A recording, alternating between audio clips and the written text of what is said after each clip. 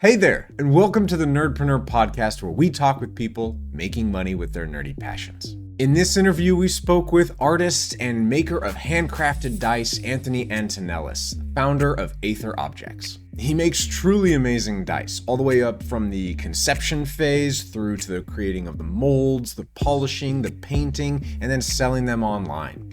And since showing is always better, here are a few of the dice that he sent us as a thank you at Nerdpreneur. You can see the detail, the time, and attention he gives to each one of these. Personally, I'm a huge fan of the Star Trek themed ones. Not a big surprise. A quick note about this episode. This is the free and abridged version. If you'd like the full meal deal, which this one goes about 3.5 hours long, then head on over to Patreon and join our board of Nerdpreneurs. There, we've got a backlog of other interviews as well as other conversations between Chris and I, and we even have a really fun streaming session where Chris and I tear apart the 2000s Dungeons & Dragons movie. It's a hoot, so I've been told. And you'll find a link to our Patreon in the description below. At the time of our talk with Anthony, he was starting to go out to a lot more live events and showing off his products. And if you go find him over on social media at Aether Objects, you'll see some of the videos of the events that he went to, as well as his other really tantalizing video content. I mean, he knows how to make a dice goblin out of anybody. And I'm not a dice goblin, but he may have actually converted me into one, but, specifically his kind of handcrafted pieces of art. In this interview, we talked about his industry, which I knew nothing about. I didn't even know that artisanal dice was a thing. The creative process and the realities of turning an idea like dice into a physical product. The risk of jumping out of your day job into your own passion that may have been a side hustle but is now your full-time job. And the need to learn and self-educate in order to grow your business and expand your opportunities. As you listen, leave us a comment with the stories and nuggets that inspired you or that you found memorable. Chris and I always love hearing what strikes a chord with our audience. Welcome to Nerdpreneur, where we have fun conversations with people making money from their nerdy passion. I'm joined, as always, by my co-host, Frank. Hello. And today we have a very special guest, Anthony from Aether Objects. Welcome to Nerdpreneur. Thank you for having me. So, Anthony, what is your nerdy passion? All right, just going to jump right in. My nerdy passion is making or hand making polyhedral dice for tabletop role-playing games. That's awesome. And when you say hand making, like out of what? What are you making? Are you carving them or plastics or? Mine are made out of resin. So resin cast dice. Versus acrylic or glass, metal, other makers do things like that. Mine are resin. Oh, nice. Well, I've never made a dice before, but I have bought a lot of them. Let's put it that way. I feel like the market for dice has grown in the last little while, especially with the advent of all of the people playing Dungeons and Dragons, and even the image of the D20 is now just found all over the place. When did you get into this business, and when did you start making dice? It's been almost exactly 1 calendar year because I just did the renewal on my domain, which was step one when I began the business, was registering the domain and thinking of the name and then starting to flesh out everything from there. So I got into this just what would have been March 2022. And yep, and then I launched. Congrats on your 1 year. Yeah, right. Business, man. That's awesome. Well, that was just like when I got started. When I actually launched the business and made it open to the public, that was in October. So in that sense, I'm about 6 months into it. But yeah, no, we get that. I mean, for us, it was very much the same. It was, okay, let's make sure that we've got our bases covered, get the name here and there and the handles and the website. And then it was like, okay, now we are ready to launch. I feel like that's something a lot of entrepreneurs can relate to, that it starts well before most people are aware that it started. Right. It started costing me money a year ago, and then it didn't start making me money until 6 months ago. So yeah. Did you learn how to make your own dice in order to launch the business, or was this already a hobby beforehand that you turned into a business? No, I jumped into this saying I'm going to learn how to do this. So, I mean, I come from an art and design background. I'm an artist. So this was just a medium that I hadn't yet explored.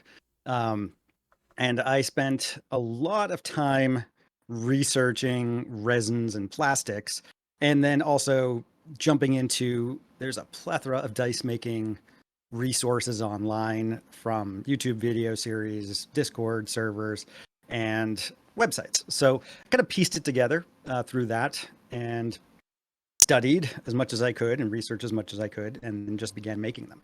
And then failed at that for a couple of months until I had a viable product. You were learning. Yeah. Yes, yeah, and Failing I had forward, right? I had high standards. So I had received handmade dice before, and I just looked at them and was like, I could do better than that. I could do better than that, and I wanted to do better than that, and I enjoy making them. So, but yeah, the jump into it was about a year ago. So. Wow, That's very cool. That struggle of constantly learning and humbly learning is so painful sometimes. But typically, like what you were just saying, that learning that happens in a business, and that struggle, that failure, what is something out of it? Like when we often go through that, we come out the other side and we're like, wow, now I have this nugget of wisdom that I came through, and now that is going to inspire, improve, or encourage me to continue onward. Is there something that came out of the first year of the business? I mean, going into this, I was fully confident that I would figure out how to make dice. And then my goal, it was just, I set a very high bar. I just said, I want to make the best handmade dice in the world, by my standards. And then I have to focus on the more important part, which was how to be an entrepreneur. So how to market these, how to sell these, how to get people to see these, advertise. And that was the learning process for me. So making dice was step one, and then now connecting to the community and kind of having something to say once you're there is step two. I want to go back because you mentioned earlier there was the learning how to make the dice portion of your journey, and then there's also the learning how to do the entrepreneur side of your journey, which you also mentioned was the more important part. I'm curious, could you dive into when did you, like, what are the first things you did to really get this thing to turn into a business versus just being a hobby where you make dice? I mean, this wasn't my first entrepreneurial venture. I had done many things throughout my 20s that I'd get really good at the process, but not at the selling. So I started in web design and charging almost nothing and making really well coded, gorgeous front end, beautifully coded websites that I sold for, pennies, and then would just spend months developing and then barely surviving because I didn't understand the business portion of it. So I learned through a lot of failure in that side of things. So when I'm leaving my teaching job, so having a job that is a very standardized schedule of when your free time is and when you're working in the classroom, and your health insurance is paid for and your paychecks are coming in very regularly, that gets very comfortable, and it's confusing to leave that. And I was very aware of what bad habits I was in beforehand, trying to survive off freelance work. So I also do freelance work and in the art side of things. So animations, things like that for newspapers, magazines, online digital stuff. And if you're paying attention to just making the work, then you're not necessarily going to be recruiting new clients and having a constant source of income.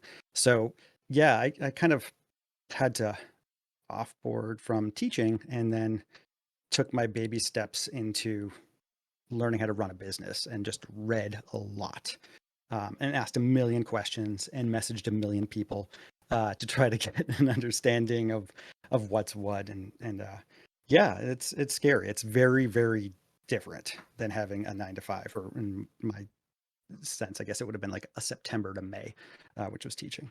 What was that transition like between the job and you kind of moving into your own projects? Very confusing. So I started acquiring things while I still had an income. I'm acquiring all the tools, and it's a very expensive business to start up. I knew going into it that if you're a hobbyist, you spend one amount, and if you're doing this professionally, it's another.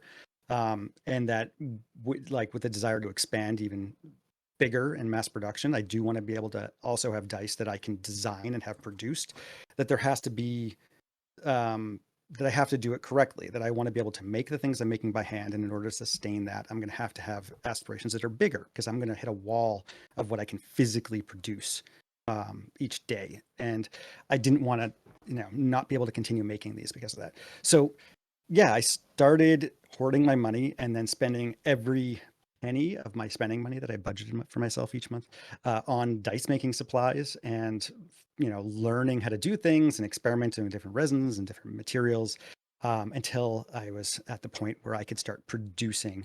And then I would see, I'm like, okay, can I produce 5 of these? Can I produce a set of 10 of these? Like, where are the walls? And it was an extremely confusing thing, because once I stopped teaching, I had to switch out of that mode where making dice was the thing I did outside of work. And then I'd be doing this, and then, I'd be like, okay, I'm spending 3 hours on social media, I'm doing promotion. Now I'm, while I'm casting, I'm doing this, I'm researching other dice I want to design. And then I'd start to feel like, oh no, you shouldn't be doing this. You should be going back to work. You spent too much time doing this. I'm like, no, this is my work. This is what I'm supposed to be doing. And it was very hard to let go and have like that carte blanche. Like, no, making these dice is the thing you're supposed to be doing. That's okay. Reading these marketing books, that's what you're supposed to be doing right now. It's okay. And yeah, research was huge into this. And that comes from like the academia background, but I love research. Like, I'm very passionate about the topics I'm passionate about. And I loved researching this, and then having a component to it, which was like viability. Like, this is a commercial product. It's different than an artwork. I have to continue to produce it, and it has to provide an income.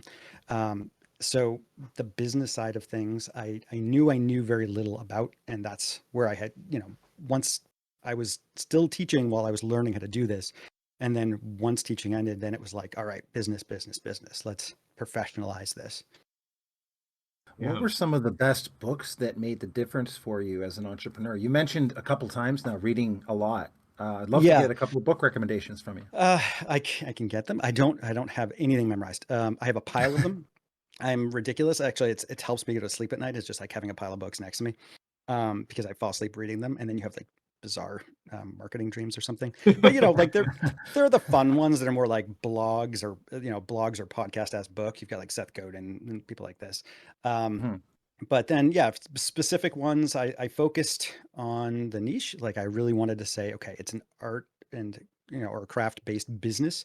A little bit different than somebody who's trying to scale up and get like angel investors and things like that. I'm trying to make a craft profession, and what are the walls with that? So I mirrored books you'd find at like woodworking, if you're doing like fine jewelry and things like this. So I looked for comparative industries and then read from those. So a lot of it was actually jewelry making, woodworking, and then arts specific entrepreneurial books.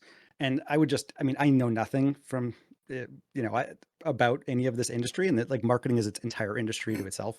So some of those books are really too broad, or sometimes they're too focused on being a marketing person for a company, which is a little bit different than if you're running it on your own. Right. So a lot of returns as well. But I can put together a list. I can just go and grab that pile from the bedroom and then bring it down. Maybe we'll put that in the show notes for people, and see if we can throw that out for people. Did you ever read the book Launch by Jeff Walker?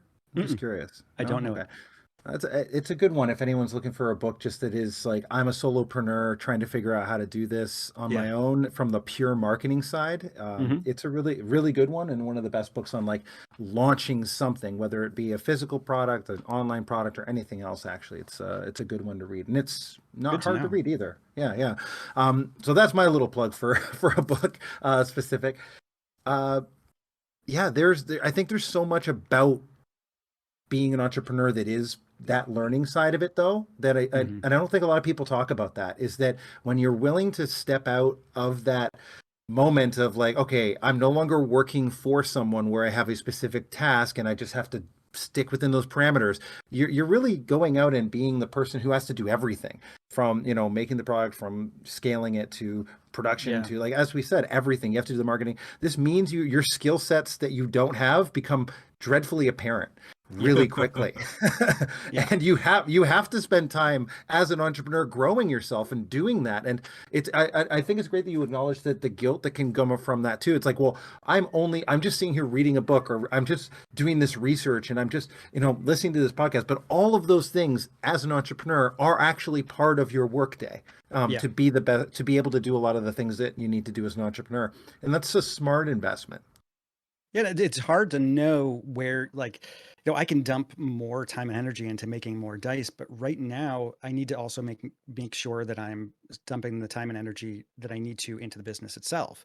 And knowing what you don't know is really difficult. And knowing where to spend your money versus your time that's always the fork in the road. Do I dump more money into this, or do I dump more time into this? And a lot of those books will say, that's where the make it or break it is, knowing when to spend money to save time and when to spend time to save, save money, whatever the Yeah, that's actually verse is. a really good point.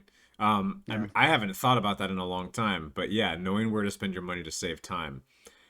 You mentioned something about the unknown unknowns, and I feel like that is, in risk assessment, world, that is super the big boogeyman, really. Yeah. There's the known unknowns, there's the unknown knowns, then there's the known knowns, and then there's the unknown unknowns.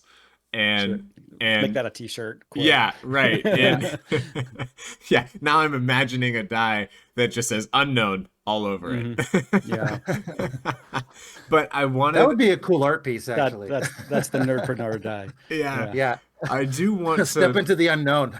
That's great. I love it. You've mentioned a bit about, the way that you spend your time in your day, and kind of you feel like you should be focusing on different things. Yeah. At this point, have you come up with a rough schedule of how a day should go, or maybe you break it down by your week? Yeah, I do. So, I mean, it is a little bit by, I don't know if one thing that at least for me has kind of dissolved is the structure of the week, the way that it used to be, where I had the days where I would prep for classes, or, the days that I'd be working on certain things, and then kind of pivot to others throughout the week. When I started, I was like, okay, I'll make Wednesdays social media days, and I'll make Thursdays casting days, and Fridays painting days. But that didn't work because I liked getting into the flow of certain things and then giving myself permission to spend a little bit longer. But I did think about that. I know you had asked that, or, on that possible prep, and I can't remember. I had like a really good way of phrasing it, how I spend my time, but it was basically carte blanche. Like, it's okay that I trust myself enough to say, if I'm doing this right now, then I'm allowed to do that. And I'll have quotas, like I want to be at this point in 2 weeks. How you get there, let's work backwards. Like, I know that, I have a big fair coming up in 2 weeks. I need to have this product line ready, and I need to have this much of it, and I need to have the booth ready. How I get there, it might be that I spend 3 days focusing on the displays, and then, while I'm doing that, I'll make some prototypes. But I focus on the destination and kind of work backwards and figure out how to build a bridge there. So my day-to-day is different each week, probably. Then I'm not in that rhythm of making it identical, at least not yet. Do you But find I'd like it. Yeah. Do you find that the production side, I'm kind of curious what your ratio or percentage of production work to business work is? At the beginning, it was 100% production, and then now it's like shrinking more and more, which is good because I'm streamlining things. I learned how to produce things in ways that I can. A lot of dice makers, especially handmade dice makers, will produce and then sell and what they've made, and then go back and produce, and then maybe once a month sell, or every couple of weeks sell. And I changed from doing that. There are lines where I do that, and that'll happen when I'm working in person, especially at fairs. But for things that are online, I have a certain catalog that I rotate through. I said, these are available right now, and then I'll move some of them out of production. And it helps because then I can see, well, people are ordering a real lot of, for instance, cathedral dye and carbon fiber. Like those come through all the time. So I produce more than are being ordered so that I have them ready, which then frees me up to be able to spend more time developing new things and then focusing on marketing or research. So that I'd say the production is getting smaller because I'm able to do more at once, and then it kind of anticipate orders in that way. That's perfect. That sounds ideal. Well, launching Yeah, near and Christmas helped that. Like I was able to kind of see like, Christmas is like the market, I launched in Mm. October. So it was like October, November, December, people were ordering their Christmas presents. And I had to like get into that very quickly. Like, how do I make sure I have enough of these? Cause I was like, when I get an order in, I'll be like, I can't get 14 different dye and then try to make 14 different dye in a day. I need to make sure that I produce one and then 4 extras, so that I have them ready to go when the next order comes in. And that helped a lot. And, that sort of A/B testing with the website, like put things up, take them down. Anything that hadn't sold, you can play with the numbers on. I won't lower prices of something that already has sold, but it helped me to, kind of understand where I exist in the market and who, to learn from your collectors too. I will email them and ask them lots of questions. It's something very valuable is to communicate with people. Wow. And that's what I was going to ask, is if you've got an email list as well that you've been building to have that sort of interaction. Because my impression is that every time you take away or put a product back on, that's another reason to contact your list, to be able to have them, hey, re-engage, check this out, new product like coming out, or this one is back. All of that stuff is so important to maintaining a relationship with your customers, right? I knew to build it. I have not been maintaining it. I have not been sending out regularly. I listened to your podcast with Monkey DM, and that was so helpful to understand what the benefits of it are. And then I'm reading these, and I'm like, I don't want, like, there is a point where I don't want to send mass emails. I can break it down and send individual ones. I can customize them. And I want to do that because there are people who have ordered and I want to be able to write to them. So there can be a general, mass blast that goes out, but with, it can be with the help of like ChatGPT or something that I can start to customize these things and really make them more personal, with my specific collectors. Cause it's the same, it's the same with the art world. It's, I'm not sending out like, hey, look at this new work I made. You can contact individual collectors and say like, this is coming out. I want you to be aware of this. Do you have any input? Do you have any, color choices or something you'd like? And then until I'm scaled to the point where that's maybe tier based or something, like where I can't do that because of the amount of emails, I should start there. And that's what I'm prepping for. And that's the reason to maintain that list at the moment. Well, it's almost like being able to have people opt into being on your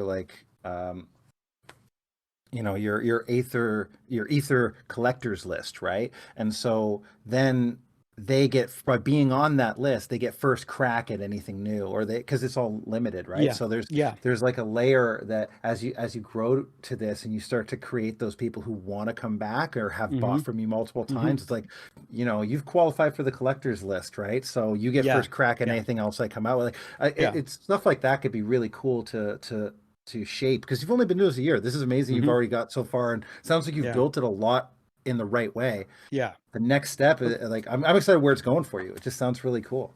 Yeah. And then it's weird, I had, because when you launch, every minute that goes by after you launch and the sale hasn't happened yet, it's just like, wow, this was for nothing. Like, what have I done? Well, what was it like that first sale? It's got to be crazy. It was 3 days. It was 3 days, and I was doing heavy promotion everywhere. You don't know where to promote yet.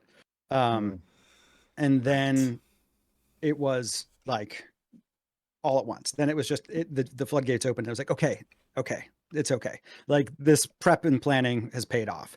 And I was lucky in that sense, but it didn't happen when I first started off doing web design. Like I didn't know where to put my time and energy.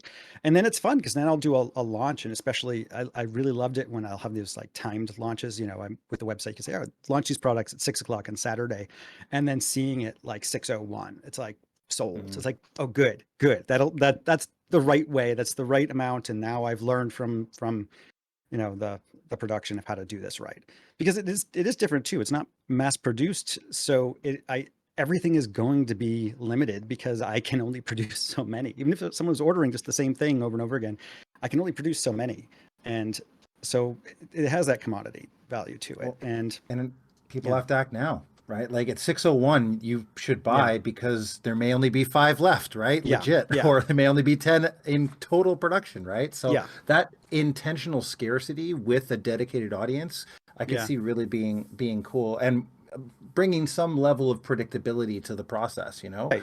And it's authentic. It's not like, I really hate false scarcity. And a lot of, not a lot of dice makers, but there are major companies that do this when they create that false scarcity. And they're like, I'll never produce this again until next month when I release it with yellow numbers. You know, it's like, well, come on, you've just tricked people and they don't feel good about it. And I want people to know that they got something meaningful, and that, you know, I'm obsessed with making these, and I want them, you know, people who are obsessed with collecting them to get them. And it's a funny, weird world. That's where your artistry comes in, I think. I mean, one of the questions I've really been wanting, you know, waiting for the right time to ask is about how you very much appreciate handmade things, it seems. And so much to the point that you are making a business around that, and you have, and your passion shines through. What is it about, and the other layer of this is that being the artist that you are, you want to make sure that other people know that what they have is a piece of art in their hands, and it's not just going to be returned next month in yellow. Right. And so what is it about handmade that you feel so passionate about? I mean, that is a larger question that falls into my arts practice as well, because, you know, especially when I'm making digital work, it was all about having the artist's hand become visible in some way. And it, you know, I think it's one of those things that presents itself before you know that it's happening. It's already happening. And that I was doing a lot of work that were based on screen recordings of me producing work, things like that. So rather than making something in Adobe, I had artworks that are based on screen recordings of me using Adobe, which outside of my audience right now, I know that might sound weird, but that was a very important work of mine. You know, it's a very important work. It had a large museum circuit that I went on. But, and then with that, you know, I became more interested in it. I have some of the earlier viral works I did, like I have this microchip in my hand that's an NFC chip that I use to literally distribute my artwork using my hands to people's phones. And then with the dice, I want it to be that it's, you know, there's a world where, you know, it's like designed by Apple, made in China. That, you know, you can design it and then have it be produced, and that's still your hand, and that is valid. And that's kind of how I feel about digital work to some degree. And then with this, it's much more craft. And I think that, that came from, you know, that's personal, that's internal. There's not a way to kind of explain that, like why I love painting, even though, you know, a painting can only be seen by a finite number of people. And if I'm making an animated GIF, it can have like a billion viewers like in a month. But with a painting, it's like, how many people can physically see this in the course of its existence? And then with dice, it's just, there's like that arts and crafts movement kind of vibe that's happening right now, as a kind of maybe backlash to some of this mass production that we have. And to have something that's personal and not disposable is important. And I didn't, you know, and there is a degree of this that also is sustainability and its intention, and it's a lot of things. Yeah. Did you say you had a microchip in your hand that you used to distribute your art? Like, we can't blow over that without asking. Yeah, you can. I mean, you can always you can type it in my name into Google, and then you will find videos and press about it. You know, it basically, it's an animated GIF that's stored on an NFC chip that is embedded in between my index finger and thumb, and then I had also used that as a kind of a curatorial space for other digital artists to send me their work, and I would commission works and put them on my chip and then distribute them, and people can tap their phone to it and then pull it up. Which is the same technology that I use in my certificates now, so that when you get a certificate, it's a very similar technology, except for you're not downloading it from my hand. But that's why I'd like to put them in the dice. It's a little bit safer. Yeah. Okay, so we don't want people knowing that you have a chip that is authenticating your work in your hand. Well, I mean, yeah. I mean, like you can pull it up on if you meet me, but it was also a means of saying like, this is something that you cannot access, even though it's digital, you cannot access it unless you are, directly in front of me. So, it's different than my phone's NFC reader is not turning on. It's different than something that's like, that you Like can a pull QR up. code. Yeah, like a QR code or something like that. Totally. Right. Yeah, that's what's on right now. It's my favicon. That's My awesome. website. That's like And you can pull up some of the that, older works too. The Adobe. well, that's I don't know. That just shows me that I don't know. That's just very cool to me. The idea of merging the art with the delivery of the art itself actually being interesting. What? Yeah. Where do you get your inspiration and ideas from? Is it just kind of pop into your head, or do you do stuff to be consistently inspired?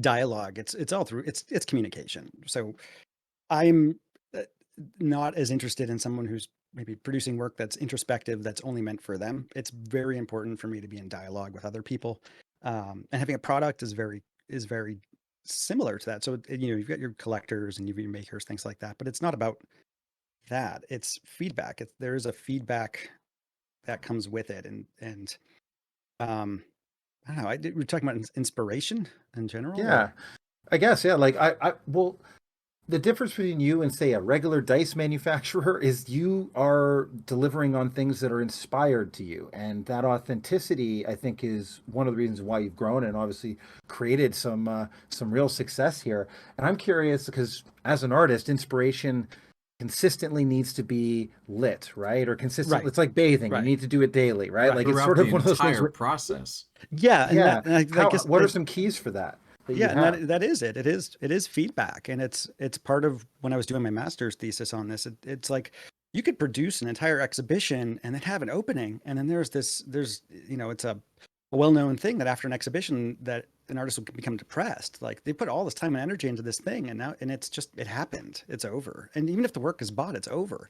And with digital work, it was the opposite because it would be constantly seen, and having online shows or having work that's constantly on view, you had people looking at it all the time, and then you get feedback. So I needed that back and forth, and I can't just make something and then just throw it into a canyon. And even if people are seeing it, I need to know that they're seeing it. So I really enjoy, I mean, I am inspired when people take pictures of the dice once they get them. Like, here's the dice in the game, or they write back, or I also follow a lot of other dice makers because I also enjoy seeing other people's dice and other people play with other people's. It's just like, what are people into? And like, I'm into that too. Let's share in this very, very strange niche world of dice collecting. So how does social media really sit in with that? Like, it sounds to me like it's been a real benefit for you as an artist to have that direct line of communication with your audience through various mediums like Facebook and Instagram and Twitter and all these different places. Yeah. So, I mean, it helped a lot. First, you have to find them because you have to meet people where they are. And, I was spending, the way that I approached artwork was very different because if I wanted people to see it, I would go to somewhere, right now it would be to go to TikTok or something and millions of views. But with this, it was different because you can get a lot of views on TikTok, but those didn't turn into conversions. People didn't become a follower of yours. They just saw it. And that's kind of like walking by you versus standing in front of you. So I had to figure out where the dice collectors were and where people are talking about this. And oddly, it ended up being places that I didn't expect, like Reddit and Google, as opposed to TikTok and Twitter, where I would think to go. And then Facebook, and the smaller communities. But yeah, and I love reading their messages and I love reading the dice discords that exist because it's such a weird thing. I remember just writing at like 4 a.m. once that I was like, isn't it nuts that we're all here at 4 a.m. just talking about dice? Like this is nuts. But yeah. And then also, I got into this because I'm married into D&D. I had not, I was born a nerd, but I married into D&D. I had not played until I met my now husband. And that was, we play as a family. Like I go to my in-laws, we'll spend Christmas. We had like a 4-day campaign over Christmas. What? Like that was one of my favorite things was posting this past holiday. I'm so jealous. Oh yeah, it's nuts. It's nuts. Like I posted like a picture and I was like, here's a die I made for my mother-in-law for Christmas that we're going to use during our campaign. You know, it's Wow.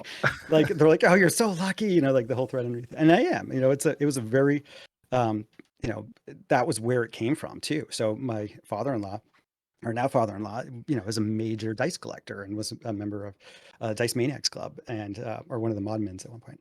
And that, you know, I saw it and I understood it through when he would talk about dice, because at this point I knew nothing. You know, I didn't even know them apart. You know, when I'm playing D&D, I'm like, which one's this again? And he printed up this little poster like thing. He's like, here they are. And he would talk about dice, and he talked about them the same way that, you know, and I'm going to overlap worlds in a way that the arts world probably won't agree, but yeah, the same way that curators and collectors would talk about artworks. He would talk about the intricate, you know, artwork inside the dice that he was looking at. And he's like, oh yeah, I collect these ones because of this quality. And like, that was like, that really connected something for me to say, wow, this is identical. And I can walk in this world without feeling like an imposter, because this is similar to what I already know. And I just need to learn this world. And the dice world is a very strange world, but I love it. Some people say that starting a business is just as risky as the roll of a dice.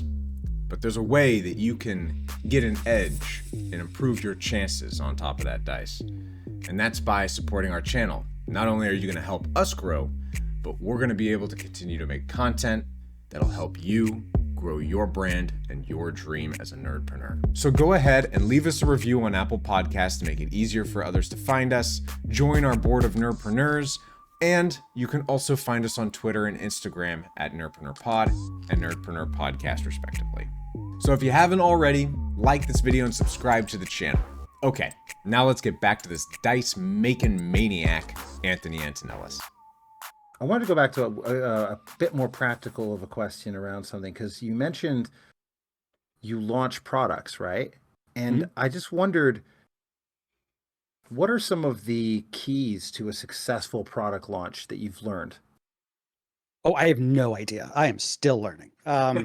What I do is that, like, so I'm still at that point where I'm not quite sure. So I'll have like a bunch of things I'm working on, and sometimes I'll show a little bit of it in development, and then I'll promote it once it's there. But I've had launches where I'll put out a product that I think is amazing, and then nobody touches it. And then I'll have ones that I'm like, well, this is what I was making while, you know, in the background while I was working on that. And then people like it. So there's a bit of that as you like it aspect.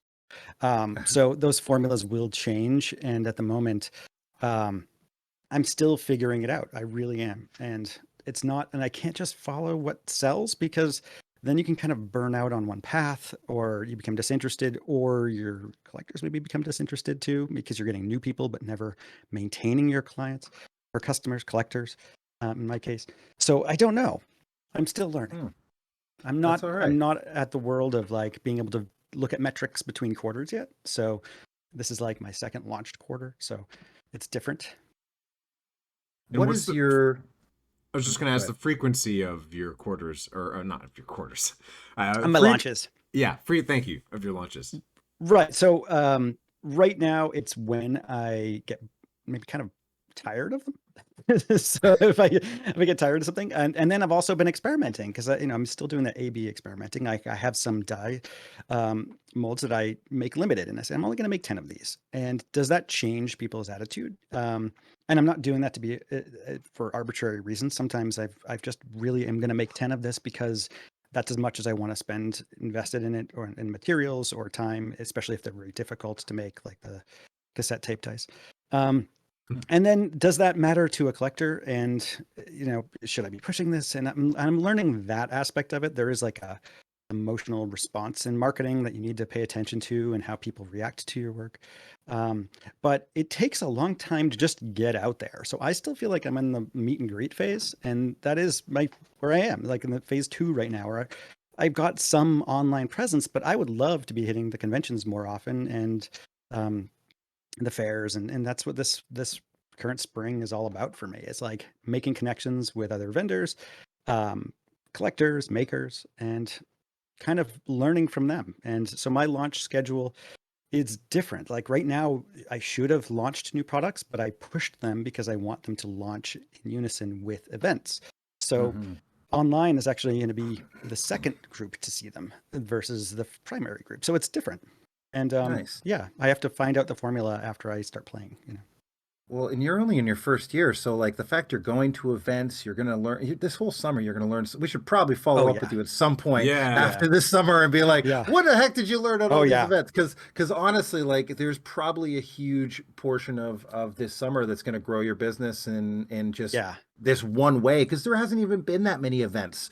Like in the last few years, they're just in general, right? Yeah, absolutely. Just watching like the cons that I have gone to, slowly increasing their numbers. But yeah, I could be, you know, you're Star Trek people, so you know, I could be that alternate universe Riker with like the beer and the flames going in the background, and I'm like, save us, like at the end of this summer. But I'm hoping not. You know, it's. I think this is going to be very transformative, and it's going to help define how I grow the business and where to focus on next, because sustainability for the business is super important. There's a lot of things. I mean, I would love to launch the whole 100 die ideas I have all at once, but that might not be good for business. And you know, and I also, again, I'm really lucky to have a father-in-law who's obsessed with dice. And when I first launched, he's like, "You're launching too many at once." And I was like, "Well, no, I'm just having a big bang. You know, this is like, I got to have a lot of stuff to show people. Like, look what I can do." But now it's more paced and responding to what's out there. And, you know, I also not trying to be gimmicky and, you know, like the circus or something. You're aiming to be your authentic self, and also, you know, making sure that this aligns with your values, your capacity, and what a community might actually be interested in.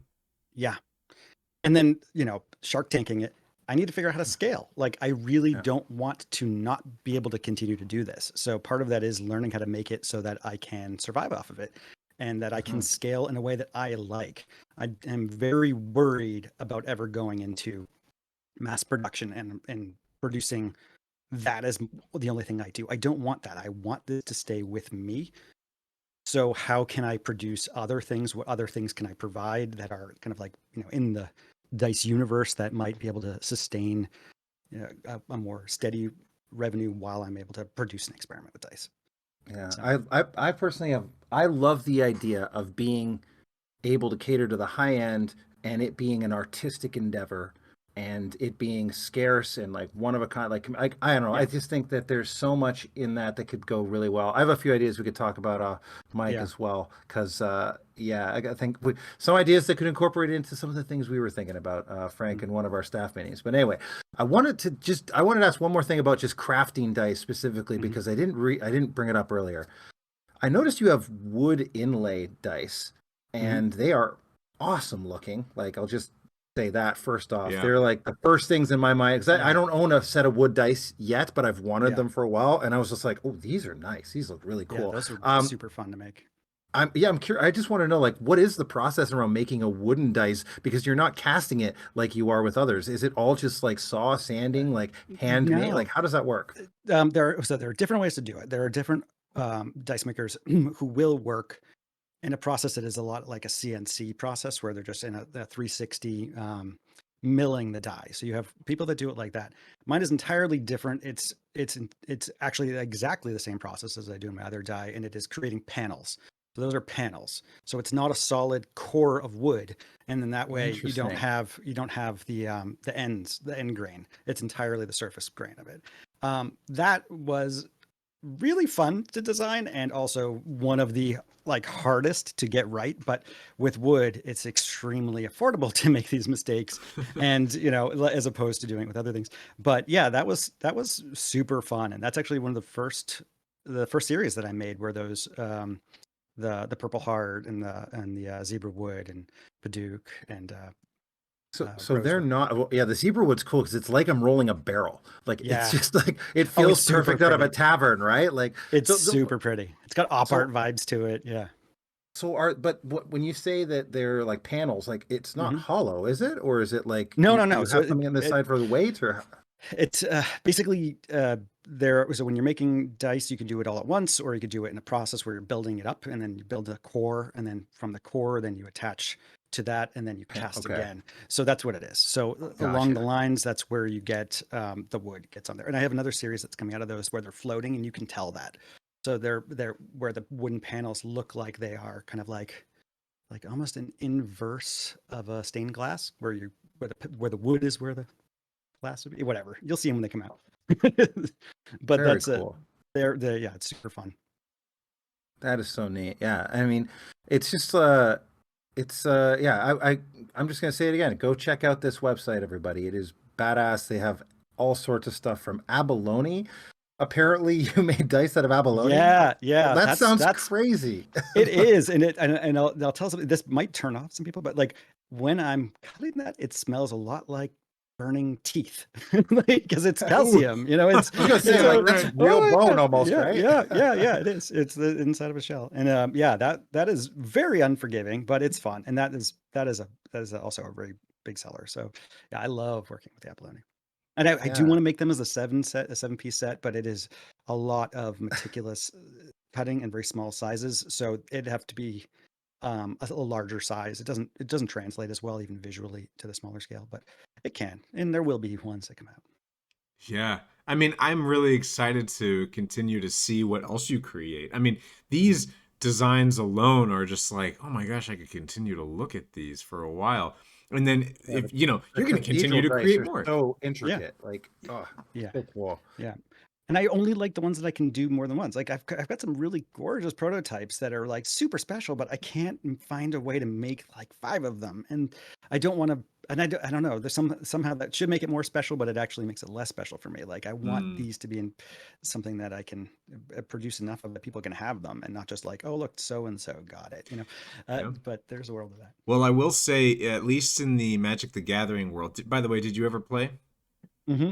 Mm-hmm. Okay, so I only learned at cons. Like I literally learned in the downtime. Well, you may from the starter decks and then got into it. You may know that in the collector world of Magic the Gathering, there are people that intentionally gather the flawed cards, and they will pay handsomely for cards that maybe don't have the art but show a white back, so the back of the card, and then people will pay for miscuts. That's not a huge amount unless it's a valuable card that was miscut.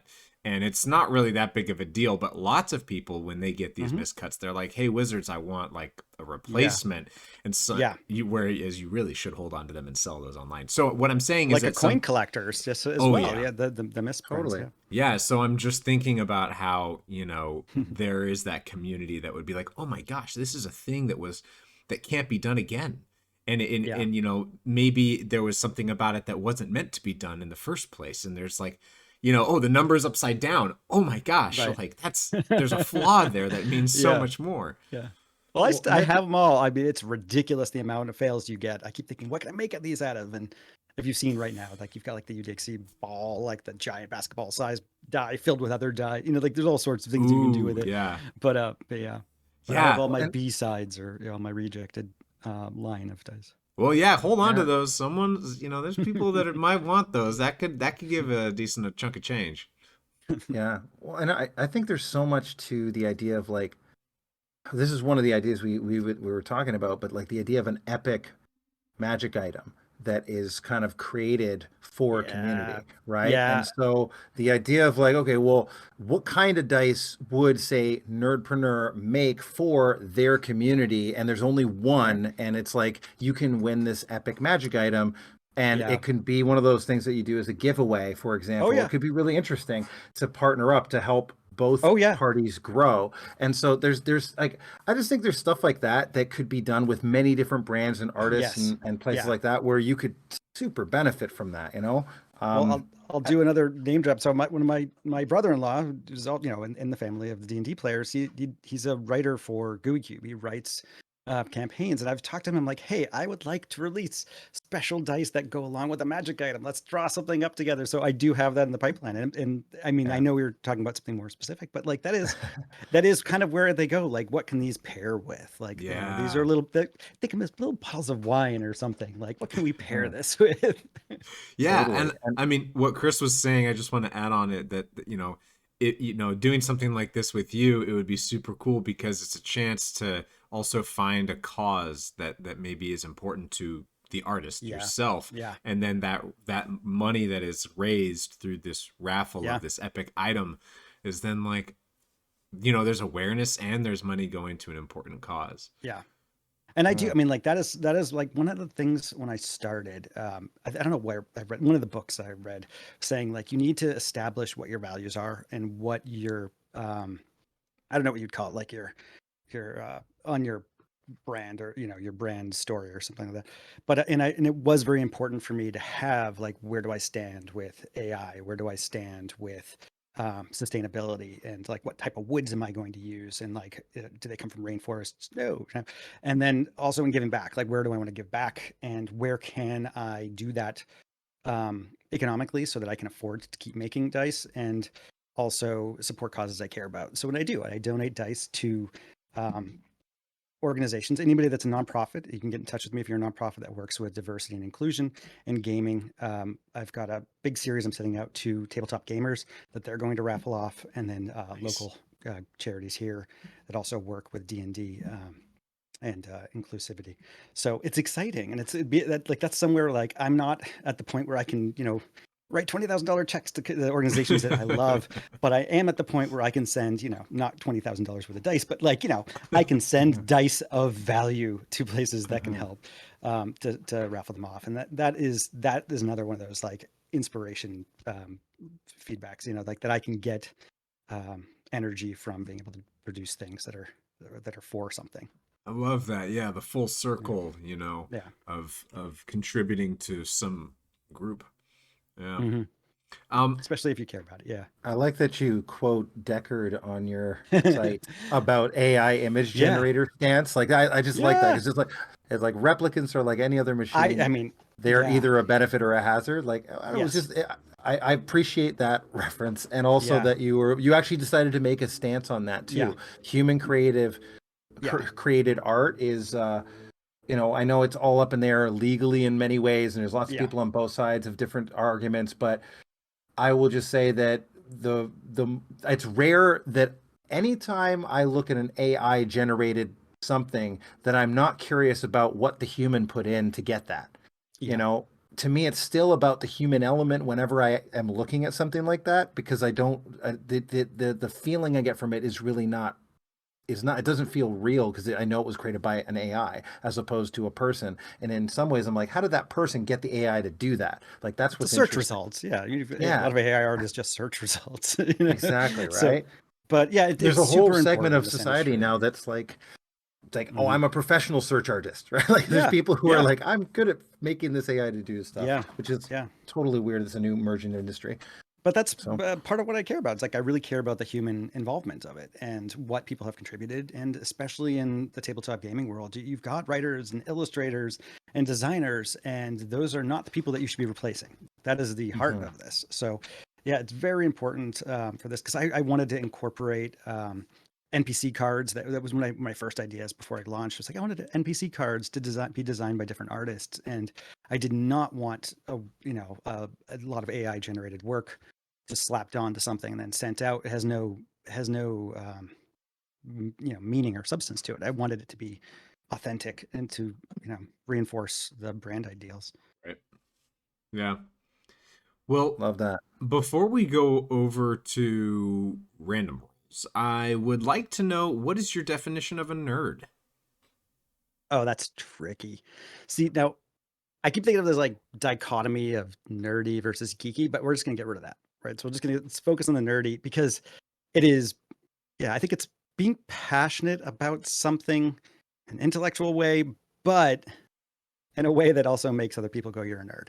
So I heard someone else in one of your earlier ones, and it must have been one of the ones I passed already in your podcast, that someone was talking about, you can be a nerd about cars. You can be a nerd about chess. You can be a nerd about politics. So I think it is. It's like the obsession that you'll talk about to people who didn't ask. And then they're very willing to say, this conversation is one of the few conversations I've had about dice that someone else has consented to, so that's where it starts. It's like, it's very hard to connect with it. So it gets very, varying responses. Yes. Yeah. Same thing with Star Trek. I mean, I already have a whole world of people that are like, let's not talk about Star Trek. I'm like, but we can relate it to everything. And then with dice, and then it's kind of fun, because then it's a challenge. Like how I've heard you both talk about how to introduce D&D to people who don't play. It's like, how do you introduce dice to people who don't play D&D? Like, this is like an extra step of separation. So, you kind of work it in that way. But I start with, it's artwork, it's a little sculpture. And I was very happy to produce these even for family members over Christmas to people who will never play D&D. Just, it's a beautiful object, it's a little objet d'art, like put it in your window on the stand and like let the sun hit it, and don't worry what your crit is. Just go for it. Yeah. Yeah, I resonate with that. That's great. Yeah, so hopefully that absolutely. answers the nerdiness question. But yeah, it's about 100%. I think Yes. that's intellectual pursuits you want to talk about that no one else does, Yep. or very specific people have to connect with that. Yeah, especially the Star Trek one. My Yeah. team at work is just like, if I nerd out about, oh my God, the Picard episode last night, and they're just like, Yeah. that's cool. Yeah. Anyway, Yeah. they have nothing to contribute on that. Yeah. You got the nerds that make it and like make it cool. And, again, it's like goes back to like Doctor Who. It's like the ultimate cool nerd, or I'd like to think he's a very cool nerd. Is the Yeah. Doctor, or sometimes she or they. Right. So yeah, I don't know. It's like there's a way to be an extroverted, fun, and informative nerd. And a lot of professors are, a lot of teachers are. So, I'm among many. Yeah. They're unfortunately not what most quote unquote non-nerds think of when they are told what's a nerd. Yeah. Yeah. I know. That's okay. I mean, that's what Nerdpreneur. That's one of our side missions is to make nerd more aware, raise awareness around what a real nerd is. Yeah. Yeah, The values of a nerd. The value of a nerd. Yeah. Well, we're trying to like lump everyone into the category. Yeah, of we are. nerd So in some capacity. We're kind of like, well, if you can't call everyone us a nerd buys because it, you're just as much of a nerd about this, Sure. So Sure. yeah, if we get global buy-in, everyone will realize they should care, and then they'll realize actually that they are a nerd. Oh, right. Just like I was saying, Everyone's a everybody nerd. collects something. Everybody's a nerd about something. The people come in and like my house has got random dice all over the place. But like, oh, that's super nerdy. It's like, no, but like then you could talk to like I had construction workers working in my house, and he sat, pointing out some stuff of mine that's nerdy, and I'm like, yeah, but tell me about wiring this outlet. And like, there you go. Like he's like, well, there are two different ways to approach this. I'm like, and there's your nerdiness, like it's there. That is my secret to any conversation, and getting the other person like into a conversation is like, well, tell me about the stuff you like to do on your free time.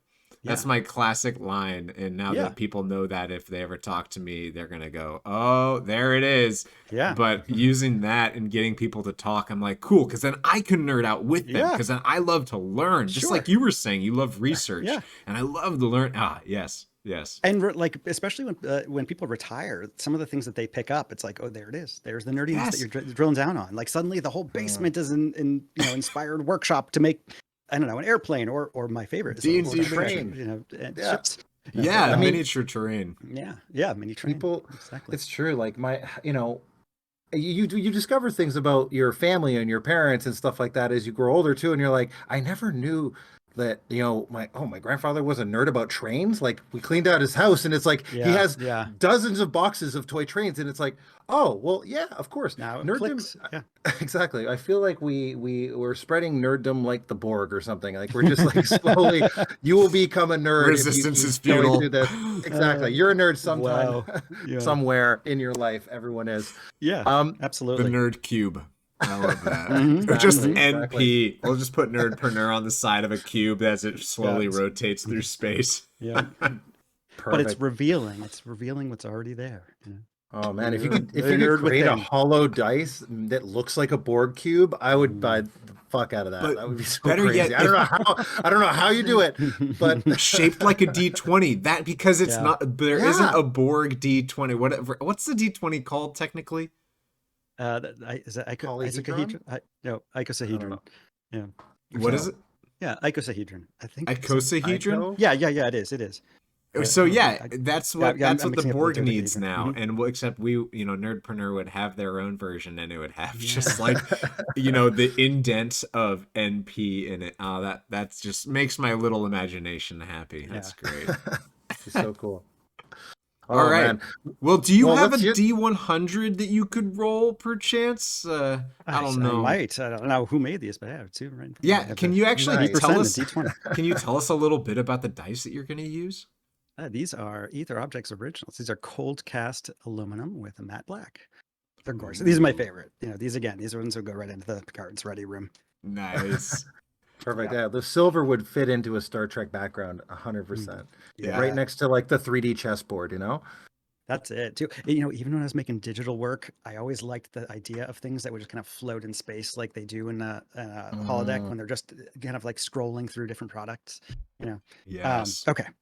So, do you ask something first and then I roll? How did, No, just just roll roll. first. We have this isn't divination. I've been working in those astrology dice. Okay, so what is the next question? Yeah. Okay, so this is more the opposite direction. Yeah, I'm so gonna you roll. first. We'll go off of a list and we'll take from there. Very high roll. It is a 97. Oh my gosh. Mm-hmm. Let's see here. I don't know if I balanced these right. Let's see. That's it. Okay, great. So, very much off of some of the other things we've been talking about, do you think AI is going to take over humanity? Oh, I don't know. I mean, you think of like the movie AI. Do you remember that movie? yeah, way back. Like The where Spielberg that one. was, the Spielberg dash Kubrick dash, whatever. In a world where like we want to travel interstellar, it's going to be necessary. But do I think it's going to take over? No, not in the way that we're fearing, but in the ways that we don't expect. Yes.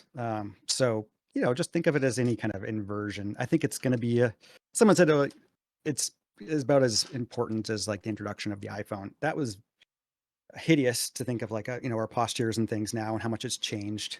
But take over the world, I think it might automate a lot of things we don't want automated, and that's going to happen. Capitalism will. There Yes. we go. But Capitalism AI will be a tool that it wields. Yeah. It'll take the tool as far as they can. Mhm. Yeah. Yeah. It's going to lay, I think, a lot of the incentives towards laziness for sure. And so it's going to be interesting to know a generation raised with AI versus a generation that didn't. And I'm curious. That's true. It's going to be interesting to see what we mean by take over, because we leave that open-ended, because maybe it's not Terminator where they take over in the formal sense of the word like they did there. It's more of we'll become very much dependent on it, like, calculators and then iPhones and like it becomes more symbiotic versus it taking over in some way. But I think it's going to be really interesting. It'll be a tool that we're all going to be using regularly, whether or not we know it, just like chatbots have been, and customer service. In that world, I'm happy that the customer service doesn't have to deal with some of the complaints that they're getting. They get to have a chatbot fight with them. But yeah, there's a world of benefits and a world of deficits. So yeah, I'm not going to answer any more than that. That's the 97. No one wants to piss off the AI either. So we're just just in case, that's about as far as we're going to go on that one. Yeah. I'm not a futurist who I'm willing to be wrong about that. So, I mean, I am super optimistic, and that's maybe that Star Trek in me, but like the holodeck was total AI, but it had its limitations. Well, one of the things we did in our tabletop Star Trek game was interesting, was you can actually ask ChatGPT to be acting as if it's a Star Trek computer, and it will respond to things as if it's Star Trek in Star Trek-y language. So it's not really a DM, but it can legit be used as a computer for you to interact with, and as a DM or GM to take those answers and read them out. I don't know. That's partly one of the reasons I'm kind of excited about GMing, is the idea of incorporating like an AI into the mix. I think it would be a really fun. You're just gonna have the ChatGPT do all the GMing. You're gonna have a chat GM. Hey, we all we all have different styles, but I will say the ability for me to pull the good stuff out of it and then use it in a DM or GM way to get people excited about interacting with it, because it doesn't have a personality. It just has all the right nomenclature. So it'll make me seem more of a Trek nerd than I am, Frank. That's what I'm going for, is to pretend that I'm on the level. Crutch. It's gonna be the level. Well, it's gonna level the playing field for those who are not Trekkie enough. Anthony, to I'm play sorry you had to in your witness game. this. No, I mean I've used it. I've used it in games before, but it was kind of like the Which Way book. Like, give me some options here. I'm like, and then there's some of that you can take it and roll with it. But it's possibilities, and you got to flesh it out. Yeah, Chris showed me that it's really good for exactly the Which Way book. Yeah, exactly. So, yeah. Cool. Thank you for indulging us on the random rolls. Now we're gonna go over Glad to have done it. Rapid fire. Let's do some rapid fire. Yeah, so these, they're quick and silly. We already got a couple answers out of some of them, so I'm not going to go to our typical ones. All right. But actually, you're not going to do Star Wars or Star Trek? Actually, I'm gonna change it. I'm gonna change it for Anthony and ask it a different way. Okay. How close does Star Wars for you come to Star Trek? This could hurt some of your listeners, but like it's like a hot dog versus like roast. It's so different. It's like I like it, but it is not like It has a time and place, but it's not for a discerning individual. Oh god, I mean, if I'm at a ball game, sure, right? I mean, I'm hit right here with like Mandalorian, but there are other. But as far as like the universe, I'm ready to live in one of them, and the other one I'd be scared to live in. So there we go. Yes, great. Perfect. So since you've been wearing Bad Wolf on your hat the whole time, which doctor is your doctor? That's tricky because there's the ones I like and then the ones that I feel like I identify more with. But it would probably, like, for me, I really love the 11th. But I'm also obsessed with the 10th and the 12th. Can you give us the actor name? Okay, so you've got Matt Smith, and that's who I'm talking about. Is like the Matt Smith doctor, the nerdy arm patches, custard and fish sticks, Professor Doctor. Yeah, and then you've got Peter Capaldi, who is like an aspirational kind of doctor. Like, if I could only be that cool, he's wearing like the Ray-Bans for his sonic screwdriver, So that I identify more with one, and then the 10th is more Gen X. So, but yeah, I think I'll say the 11th. But I've only ever met one, and I've got a picture of me up here from a con with Christopher Eccleston, who is the 9th, who would be my first doctor technically. He's the leather jacket, first doctor. Right? What's that? Sorry. He's the leather jacket. I can't remember the actor's name. Well, leather jacket and like older eyebrows. That's Peter Capaldi.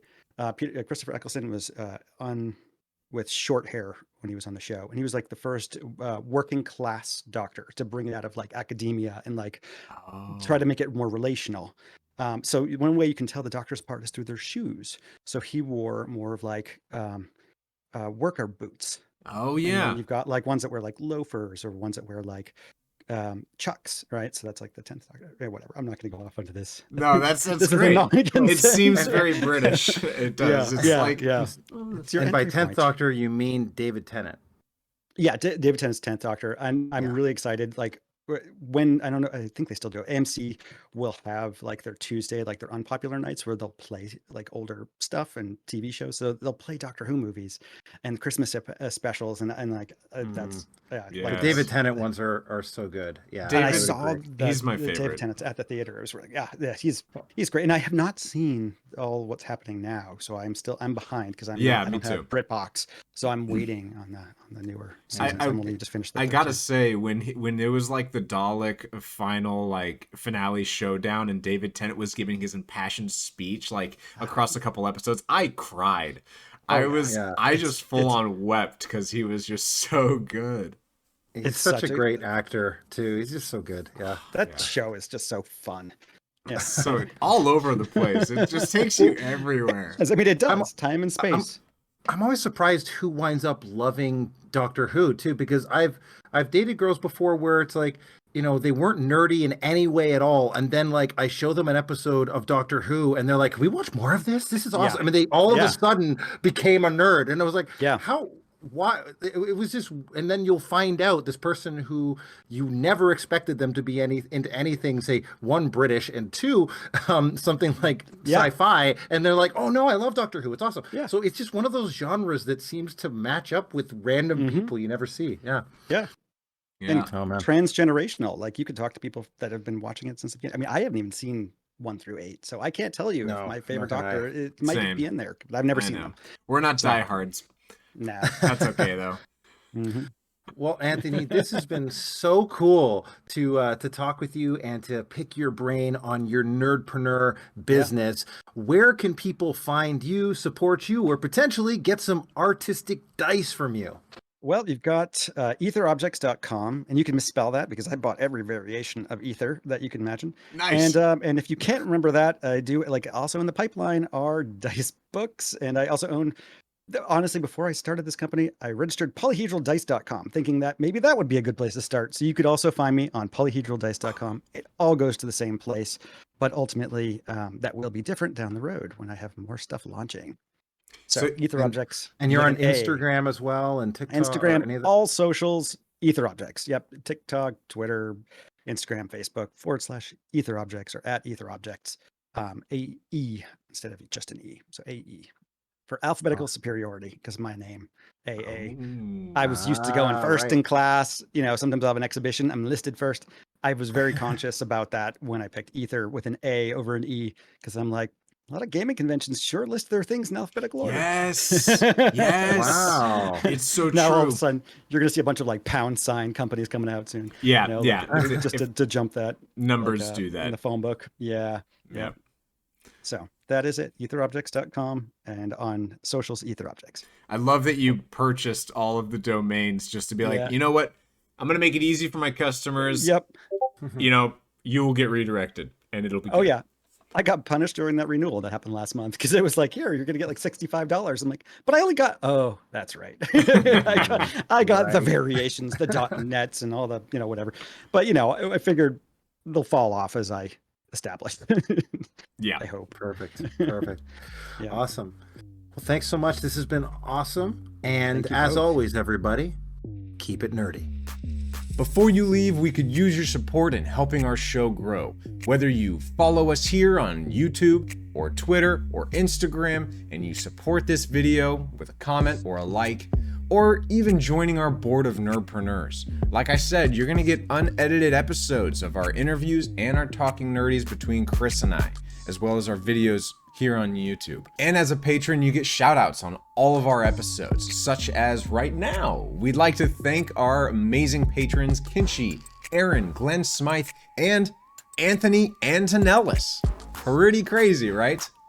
However you help our show grow is greatly appreciated. And until the next time, have a great day, and as always, keep it nerdy.